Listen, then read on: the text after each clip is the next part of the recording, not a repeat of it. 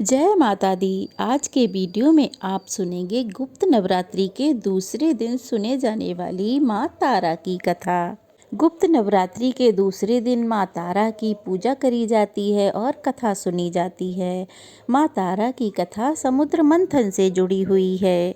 पौराणिक कथा के अनुसार जब देवता और दानव मिलकर वासुकी नाग की मदद से समुद्र मंथन कर रहे थे। समुद्र मंथन करते समय समुद्र मंथन से जो सबसे पहली चीज निकली वह थी विष का घड़ा, और यह विष इतना खतरनाक था कि उसके निकलते ही सभी देवतागण भयभीत हो गए।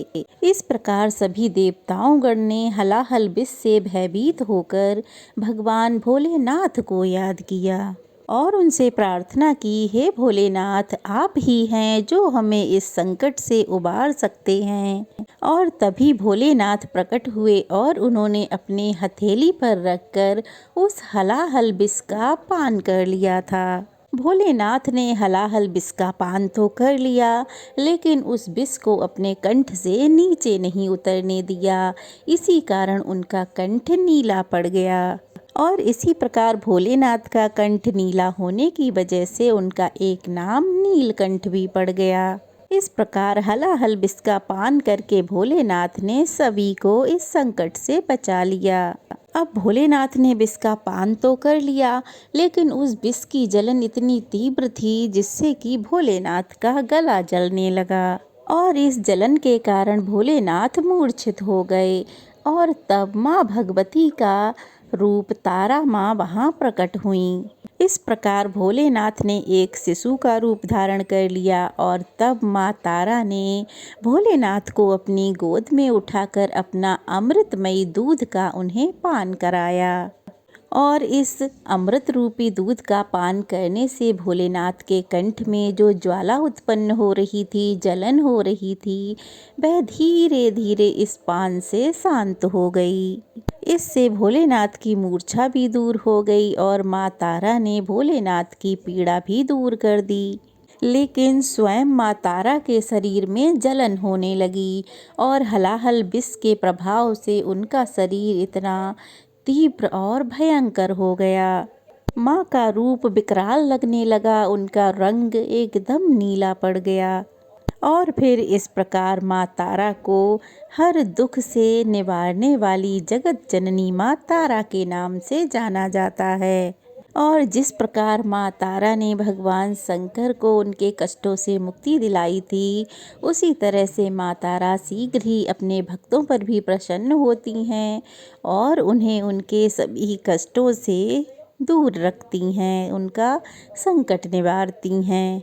माँ तारा को 3 और नामों से जाना जाता है। उनका पहला नाम है उग्र तारा, और दूसरा नाम है नील सरस्वती, और तीसरा नाम है एक जटा। तो चलिए अब जानते हैं हमारे देश में माँ तारा के मंदिर कहाँ कहाँ पर स्थित हैं। माँ तारा का जो मंदिर है वो पश्चिम बंगाल में स्थित है और इसके बारे में एक कथा भी प्रचलित है। इसी स्थान पर महर्षि वशिष्ठ ने माँ तारा की पूजा करके उनकी स्थापना करके महान सिद्धियों को प्राप्त किया था। तब महर्षि वशिष्ठ ने माँ तारा का वहाँ पर एक मंदिर भी बनवाया था, जो कि अब धरती में समा चुका है। इस समय जो तारापीठ मौजूद है उसका निर्माण जयव्रत नाम के एक व्यापारी ने करवाया था। एक बार जयव्रत नाम का यह व्यापारी अपने काम के लिए माँ तारापीठ के समीप ही एक गांव में पहुंचा। दिन भर चलते रहने के कारण जयव्रत को रात में जल्दी ही नींद आ गई।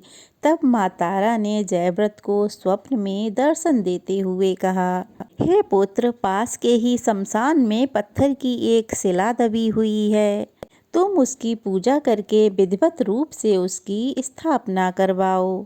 तब स्वप्न की बात मानकर माँ का आशीर्वाद और आज्ञा लेकर जयव्रत ने शमशान से पत्थर की उस शिला को निकलवाया और उसकी स्थापना करवाई।